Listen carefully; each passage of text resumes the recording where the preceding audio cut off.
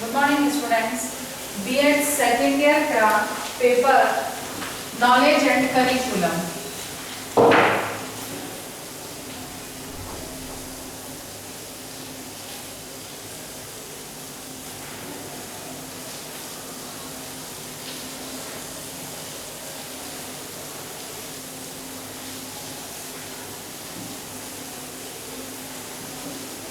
Knowledge and curriculum के अंतर्गत हम लोगों ने ज्ञान को, उसके प्रकार, उसकी विशेषताएं आदि को हमने देखा था। कल तक की वीडियो में हमने ज्ञान के कार्यों के बारे में अध्ययन किया था कि ज्ञान के क्या कार्य हैं, किस तरह से ज्ञान अपना कार्य पूर्ण करता है।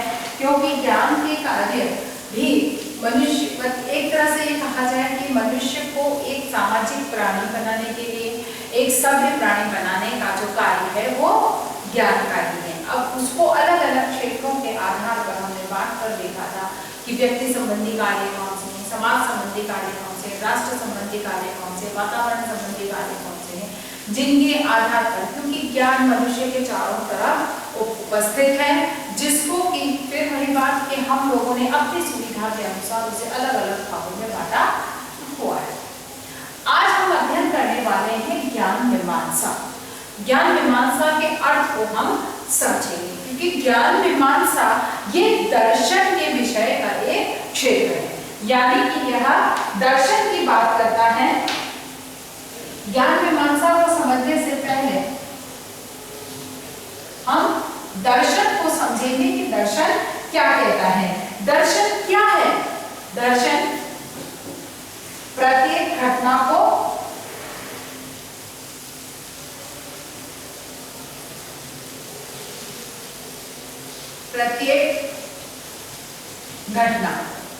उत्सुकता, उत्सुकता है, कौतूहल है,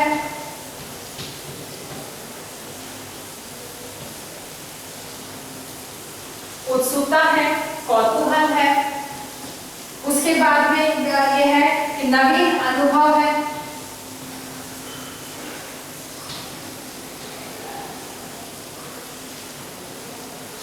अगर हम एक लिस्ट बनाना चाहें तो बहुत लंबी लिस्ट बनती है कि दर्शन क्या है। प्रत्येक घटना, जो कुछ भी घटित होता है, जो कुछ भी होता है, उसके प्रति मनुष्य की उत्सुकता, उसका कौतूहल, क्योंकि ये क्यों हुआ, ऐसा क्यों हुआ। जैसे कि बरसात में जैसे ही नदी नालों में पानी आता है, लोगों की उत्सुकता बढ़ती है, हम वहां जाएं, वहां देखें, वहां कैसा हो रहा है, क्या है, कि मतलब क्यों, केवल उस पानी में अटखेलियां करना या आनंद लेना ही मात्र उद्देश्य नहीं होता है। उनका क्या कि मौसम को पहचानना, उसकी अनुभूति करना, ये भी एक ज्ञान का भाग है। फिर वहां पर पानी कितना आया, कितने फोर्स से आ रहा है, कहां तक पानी भरा, मतलब ये एक कौतूहल है, ये एक जिज्ञासा है जिसको जानने का प्रयास मनुष्य करता है। ऐसे ही जीवन के प्रत्येक क्षेत्र में, हर घटना में, क्योंकि जीवन को जीने के लिए जब मनुष्य जन्म लेता है, जब मनुष्य जन्म लेता है तो जन्म से लेकर मृत्यु तक निरंतर रूप से वो कुछ न कुछ कार्य करता रहता है, कुछ न कुछ अनुभव प्राप्त करता रहता है। अर्थात कुछ कार्य करेगा, कुछ अनुभव प्राप्त करेगा, अर्थात हर एक के पीछे कोई न कोई घटना या कोई न कोई क्रिया प्रक्रिया निरंतर रूप से क्रियारत रहती है। और ऐसे में मनुष्य, कोई घटना घटी है, कोई कार्य हुआ है, या किसी प्रकार की कोई एक नवीन जो तथ्य सामने आ रहा है, हर एक के प्रति या तो उसमें उत्सुकता होती है, इसलिए वो उसको जानना चाहता है, उसमें कौतूहल होती है, इसलिए वो उसको जानना चाहता है, कोई नया अनुभव प्राप्त करना चाहता है, जैसे कोई नई, जैसे इस समय है ऑनलाइन टीचिंग, ये सभी अध्यापकों के लिए, अधिकांश अध्यापकों के लिए कहा जाए, सभी को तो नहीं कह सकते हैं, पर अधिकांश अध्यापकों के लिए, जो कि अब तक कहना जी कि इस मीडिया के माध्यम से, इलेक्ट्रॉनिक मीडिया के माध्यम से टीचिंग के प्रति कोई अनुभव उनको नहीं था, तो उनके लिए भी ये एक कौतूहल है, एक नवीन अनुभव है, जिसको प्राप्त करके वो एक ऑनलाइन टीचिंग के माध्यम से, ऑनलाइन के तरीके से, माध्यम से किस प्रकार से अपने विद्यार्थियों से जुड़ सकते हैं, किस प्रकार से वो टीचिंग कर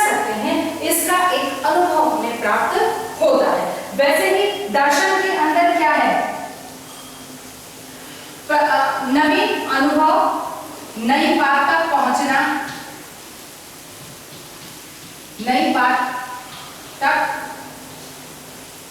पहुंचना,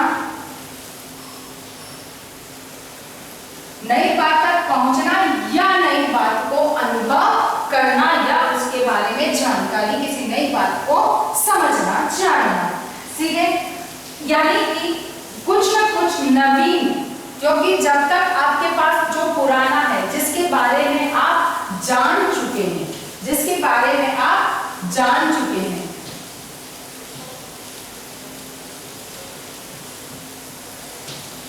चुके हैं, वो बात वहीं तक रह जाती है। लेकिन जो जाना है उससे आगे अन्य कुछ करने का मनुष्य की प्रवृत्ति होती है। आगे कुछ करने की, आगे कुछ करने, आगे कुछ समझने, आगे कुछ जानने की मनुष्य की अपनी एक प्रवृत्ति होती है, जिसके आधार पर वो निरंतर रूप से कुछ न कुछ सीखता रहता है। और वही ज्ञान दर्शन है जो कि मनुष्य को निरंतर रूप से कुछ नया जानने के लिए प्रेरित करता रहता है।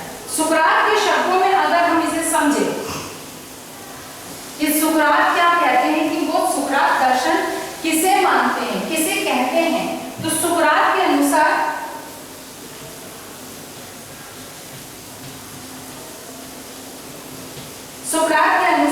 दर्शन क्या है? पूर्ण सच्चाई की का अभिलाषी, पूर्ण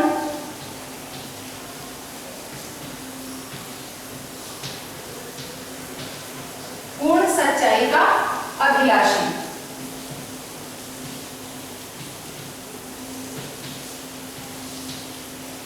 जो पूर्ण सच्चाई तक पहुंचना चाहता है। अभी हमने कुछ शब्दों को देखा था, उत्सुकता, कौतूहल,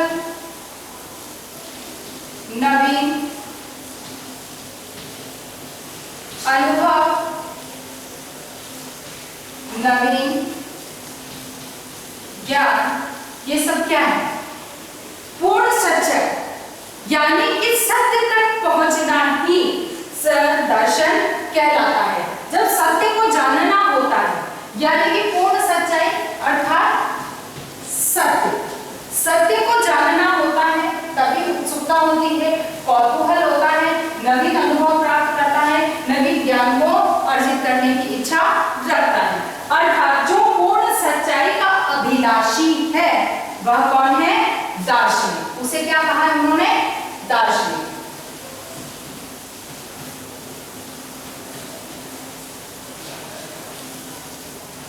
उसे उन्होंने दार्शनिक कहा है। अर्थात अगर दार्शनिक की परिभाषा को देखें तो क्या कहा है सुकरात ने? कि पूर्ण सच्चाई का अभिलाषी ही व्यक्ति ही दार्शनिक कहलाता है। अर्थात दर्शन क्या है? पूर्ण सच्चाई को जानना या पूर्ण सच्चाई तक पहुंचना ही दर्शन कहलाता है। यहाँ पर हम कुछ दर्शन की परिभाषाओं को देखें कि प्लेटो क्या कहते हैं। प्लेटो के अनुसार दर्शन क्या है? प्लेटो के अनुसार दर्शन पदार्थ के यथार्थ स्वरूप, पदार्थ के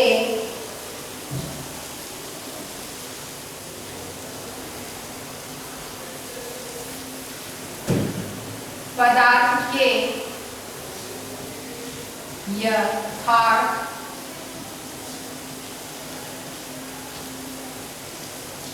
पदार्थ के यथार्थ स्वरूप का ज्ञान ही दर्शन है। ठीक है, प्लेटो के अनुसार दर्शन क्या है? पदार्थ के यथार्थ स्वरूप। पदार्थ कोई भी हो सकता, कुछ भी हो सकता, कहीं भी हो सकता है, चाहे प्रकृति में है, चाहे मनुष्यों के बीच में है, किसी वस्तु में है, किसी संसाधन में, कहीं भी, वातावरण में कहीं भी कोई भी पदार्थ हो सकता है। पदार्थ के यथार्थ स्वरूप यानी कि उसका वास्तविक स्वरूप क्या है? यानी कि उसमें सत्यता क्या है, वही उसका ज्ञान ही दर्शन कहलाता है। अर्थात कि एक मनुष्य किसी पदार्थ के बारे में चिंतन करता है, उसके वास्तविक स्वरूप को जानने का प्रयास करता है, तब वह दर्शन कहलाता है। प्लेटो के बाद हम यहाँ पर देखते हैं फिक्टे की परिभाषा के अनुसार, फिक्टे के अनुसार दर्शन क्या है? उनके अनुसार ज्ञान का विज्ञान ही दर्शन है। ज्ञान का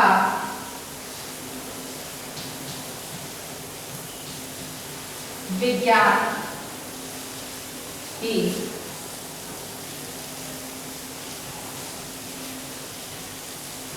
दर्शन है।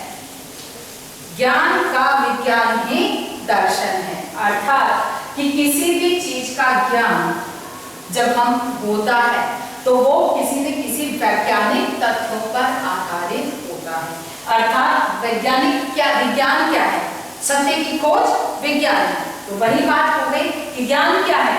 ज्ञान का विज्ञान ही दर्शन है, जो सत्य यानी कि पूर्ण सच्चाई, पूर्ण सत्यता तक, पदार्थ के यथार्थ स्वरूप तक पहुंचता है, वही ज्ञान कहलाता है या दर्शन कहलाता है।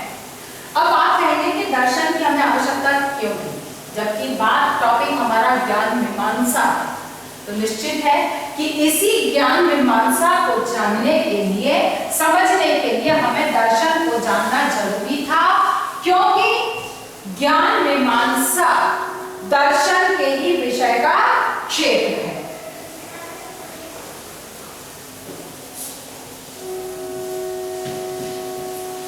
दर्शन के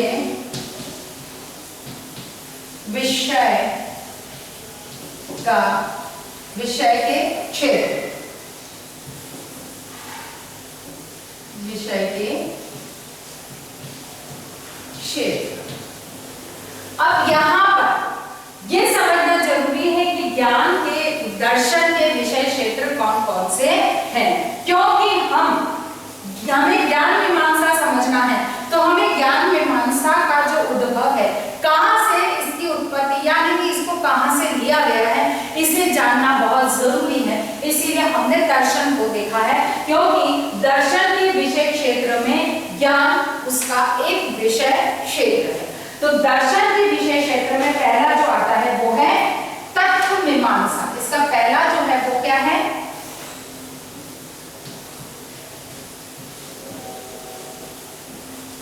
तत्व मीमांसा। तत्व मीमांसा क्या है? वो किसकी चर्चा करता है? तत्व मीमांसा बात करता है आत्मा, परमात्मा, वो आत्मा परमात्मा की बात करता है, वो सत्य सृष्टि सत्ता की बात करता है, वह सृष्टि की बात करता है। यानी कि ज्ञान तत्व मीमांसा जो है उसके अंतर्गत मनुष्य क्या जानता है, तत्व मीमांसा के विषय क्या है, उसके अंदर हम कौन सी जानकारी हासिल करते हैं? आत्मा की, परमात्मा की। आत्मा और परमात्मा क्या है? आत्मा क्या है, परमात्मा क्या है? आत्मा और परमात्मा के मध्य क्या संबंध है? सत्ता क्या है? किसकी सत्ता है? हम कहते हैं कि कोई तो अदृश्य शक्ति है जो मनुष्य को प्रेरित करती है, जो समस्त घटनाओं के पीछे कारण होती है। तो ये सत्ता कौन सी है? कौन है जो हर घटना को, हर तथ्य के पीछे कारक होती है, हर घटना के घटित होने के पीछे कारण होती है, हर कार्य के पीछे कारण होती है। सृष्टि क्या है? इसकी उत्पत्ति कैसे हुई, कहां से हुई, कब हुई, किसके द्वारा हुई? सृष्टि के ऊपर प्राणियों का अवतरण कैसे हुआ, किस प्रथम प्राणी कौन था? इन सब का जो चिंतन है, इन सब का जो विषय है, उसके बारे में जो जानकारी है, वो तत्व मीमांसा का विषय क्षेत्र कहलाता है। दूसरा जो हमारा मीमांसा है विषय, इसका क्षेत्र है, वह है ज्ञान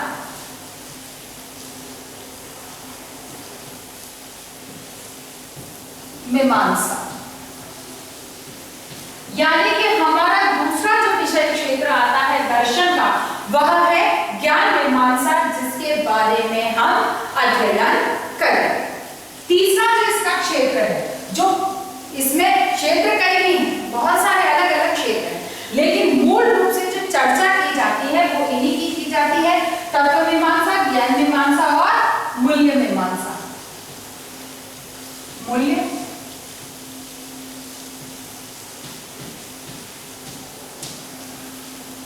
मीमांसा यानी कि मूल्य क्या है, इसके अंतर्गत किस प्रकार के मूल्य होते हैं, किस प्रकार के उसमें हमारे संस्कार होते हैं, कौन कौन से ऐसे मूल्य होते हैं, उनका किस तरह से पालन होता है, क्या इन सब की जो चर्चा है वो मूल्य मीमांसा के अंतर्गत की जाती है। अगर हम इनके अंग्रेजी शब्दों को देखते हैं या अंग्रेजी शब्दों को अगर हम समझने का प्रयास करते हैं,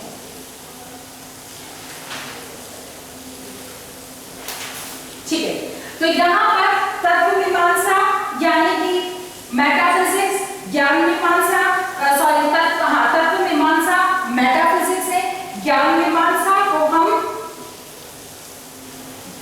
एपिस्टोलॉजी करते हैं। कहने का मतलब ये है कि ये ज्ञान की जो दर्शन के जो क्षेत्र हैं, विषय क्षेत्र हैं, उनके आधार पर हम इनको इन विषयों को दर्शन के अंतर्गत हम इन विषयों का अध्ययन करते हैं। अब यहाँ पर बात हमें चर्चा करनी है मूल्य मीमांसा की, क्योंकि ज्ञान मीमांसा की। ज्ञान मीमांसा जिसका अर्थ क्या है या इसमें क्या होता है, अगर हम केवल इसके इस शब्द को देखते हैं तो इससे बात स्पष्ट हो जाती है कि ज्ञान के बारे में, ज्ञान को जानना ही ज्ञान मीमांसा होती है, ज्ञान को अर्जित करना ही ज्ञान मीमांसा होती है, किसी के भी सत्य को पहचानना ही ज्ञान मीमांसा होती है। अब यहाँ पर दो परिभाषाएं आपके सामने लिखी हुई हैं। प्लेटो के अनुसार पदार्थ के यथार्थ स्वरूप का ज्ञान ही दर्शन है। फिक्टे के अनुसार ज्ञान का विज्ञान ही दर्शन है। यहाँ पर हमें ज्ञान मीमांसा को समझने के लिए हम इसके शाब्दिक अर्थ पर जाएंगे कि इसका शाब्दिक अर्थ क्या है।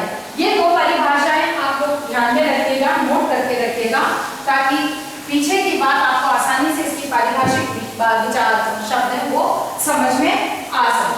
तो यहाँ पर ज्ञान मीमांसा यानी कि एपिस्टेमोलॉजी, जिसको कि हम कहते हैं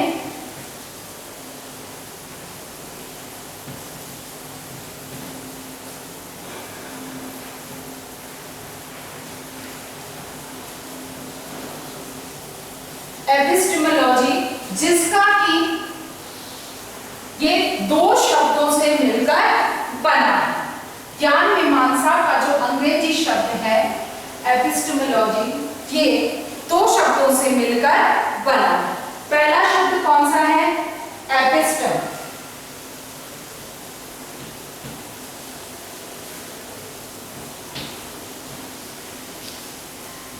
जिसका अर्थ है ज्ञान।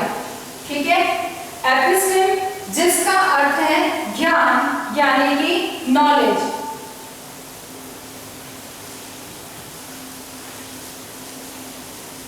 ठीक है, और दूसरा शब्द है लॉजी। लॉजी जिसका हिंदी अर्थ है विज्ञान। विज्ञान अर्थात साइंस। इन दोनों को मिलाकर शब्द बना है एपिस्टेमोलॉजी, जिसका अर्थ है ज्ञान का विज्ञान। ज्ञान का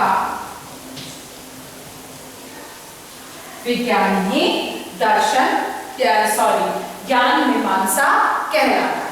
एक बार फिर समझें इसको। ज्ञान मीमांसा जो कि जिसको हम एपिस्टेमोलॉजी कहते हैं, इसके ये दो शब्दों से मिलकर बना है, एपिस्टम दूसरा लॉजी। एपिस्टम में ज्ञान, इसका अर्थ है ज्ञान, ज्ञान यानी कि नॉलेज, और लॉजी जिसका अर्थ विज्ञान अर्थात साइंस। अगर इन दोनों शब्दों को मिला लिया जाता है तो एपिस्टेमोलॉजी शब्द का अर्थ हुआ ज्ञान का विज्ञान। ज्ञान मीमांसा का क्या अर्थ हुआ?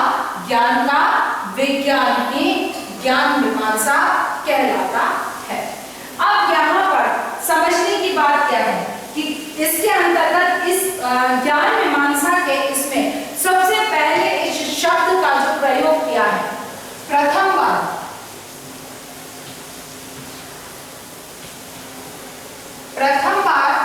शब्द का प्रयोग किया है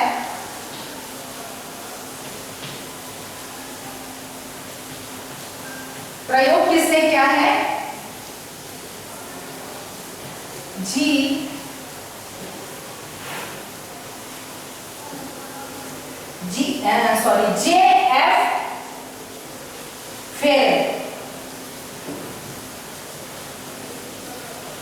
J.F.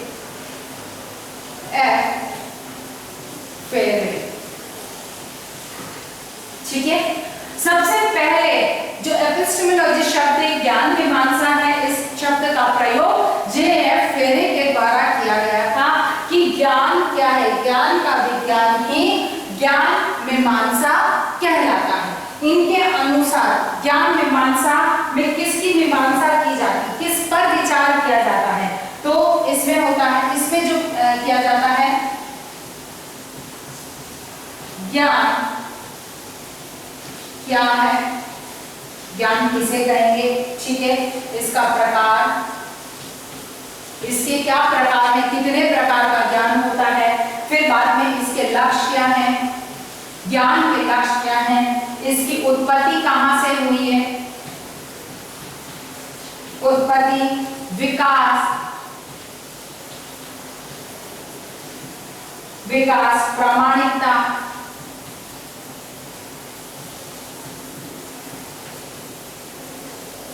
प्रामाणिकता, सीमा, ज्ञाता और ज्ञेय में संबंध,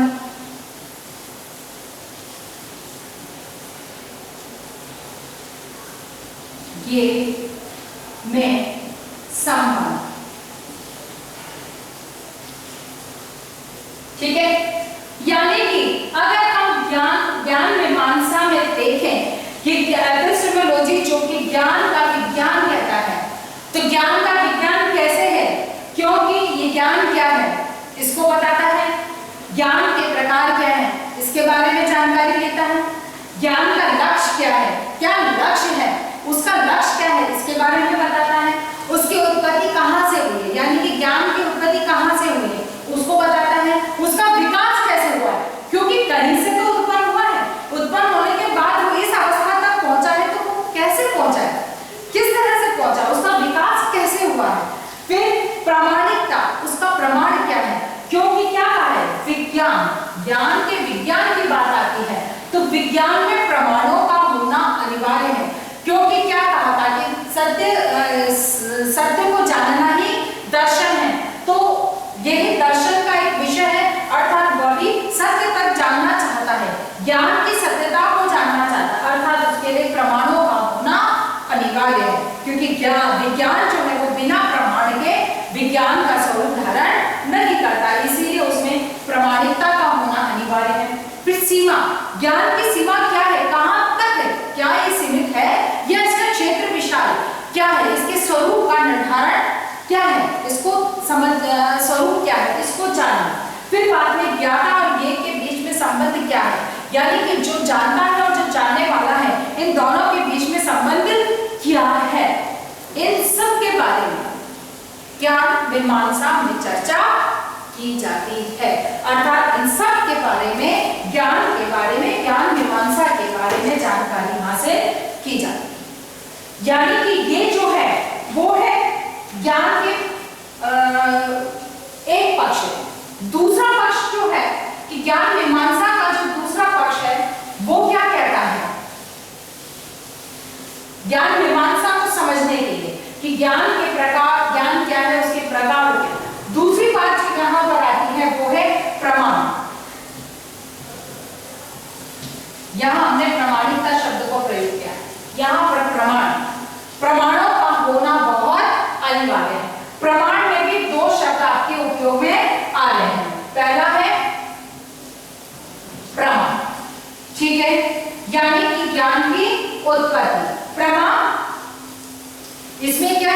ज्ञान की उत्पत्ति है या ज्ञान का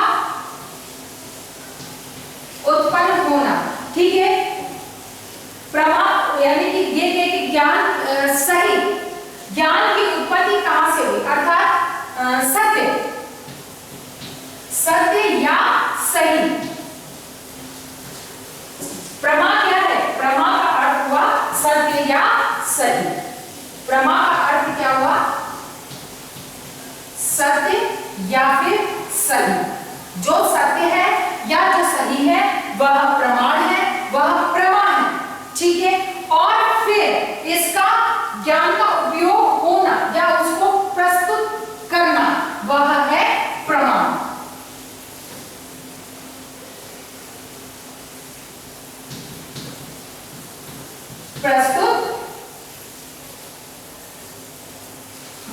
प्रस्तुत करना या फिर इसको हम कहेंगे उत्पन्न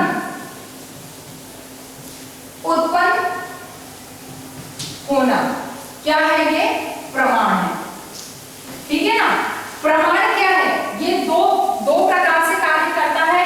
इसमें प्रमा जो है वो सत्य है या सही क्या है उसको, और फिर प्रमाण क्या है, जो जब प्रमाण शब्द हो जाता है वहां क्या होता है, या तो उसे प्रस्तुत करना या उसको उत्पन्न होना, यानी कि कहां से किस तरह से उत्पन्न हुआ है वह प्रमाण कहलाता है। कहने का मतलब कि ज्ञान मीमांसा के अंतर्गत जो कि ज्ञान का विज्ञान कहा गया है, शाब्दिक अर्थ के अनुसार, एपिस्टेमोलॉजी के अनुसार जो ज्ञान का विज्ञान कहा गया, इसके अंतर्गत ज्ञान क्या है, उसके प्रकार क्या है, लक्ष्य क्या, उत्पत्ति, विकास, प्रमाण, सीमा, ज्ञाता, ध्येय और प्रमाण का होना अनिवार्य है, तभी वह ज्ञान मीमांसा कहलाता है, तभी हम उसे ज्ञान मीमांसा कहते हैं। प्रमाण होना बहुत अनिवार्य है। प्रमाण क्या है, प्रमाण में प्रमा प्लस न, प्रमा यानी कि सत्य या सही होना, और न को जोड़ने के बाद प्रमाण यानी कि उसका उत्पन्न होना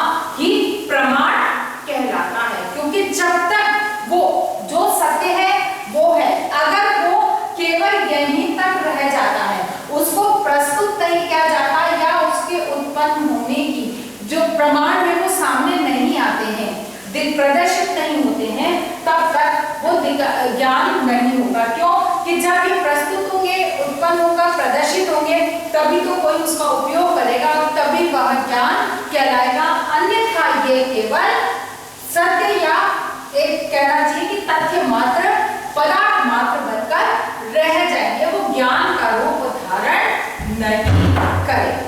इस आधार पर ज्ञान मीमांसा को हम पारिभाषिक दृष्टि से अगर समझते हैं तो यहाँ पर हम एक परिभाषा यहाँ देखते हैं, श्रीमती आर.के. शर्मा के अनुसार, श्रीमती आर.के. शर्मा के अनुसार ज्ञान क्या है, किसी वस्तु विशेष के संबंध में, किसी वस्तु विशेष के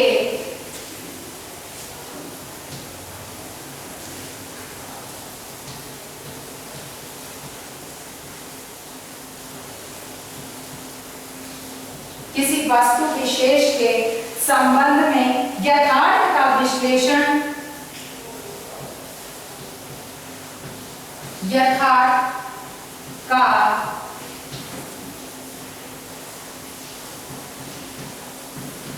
विश्लेषण करना और उसे जानना,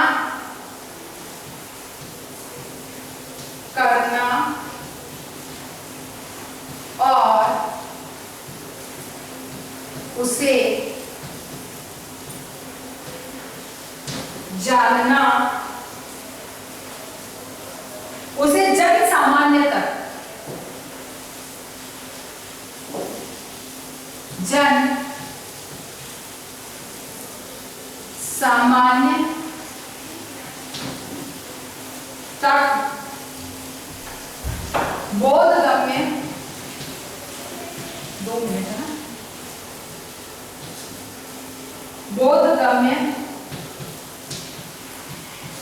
बनाना ही ज्ञान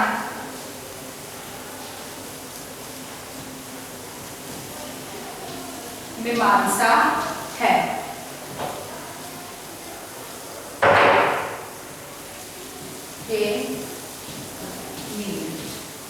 अब यहाँ पर आर.के. शर्मा के शब्दों के अनुसार या उनकी परिभाषा के अनुसार हम देखें तो किसी वस्तु विशेष के संबंध में यथार्थ का विश्लेषण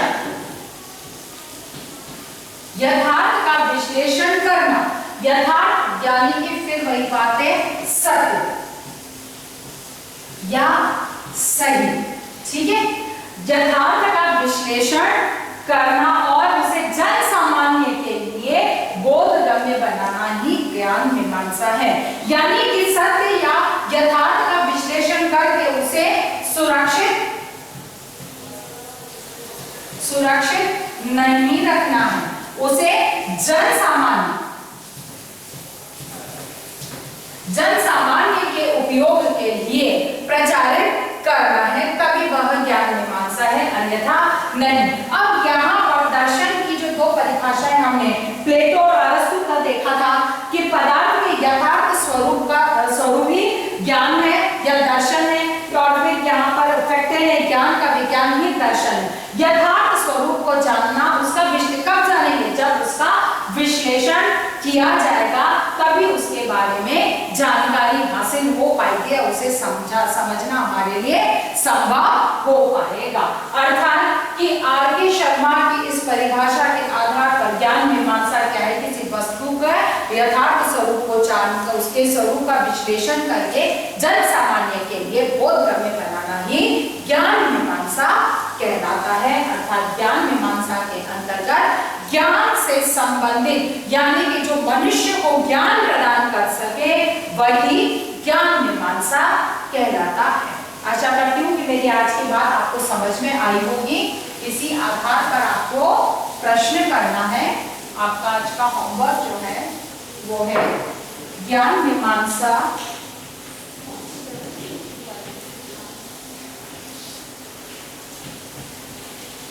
ज्ञान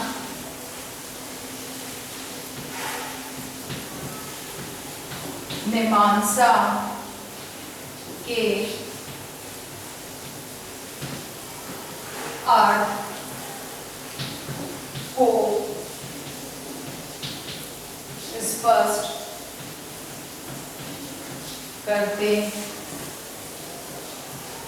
हुए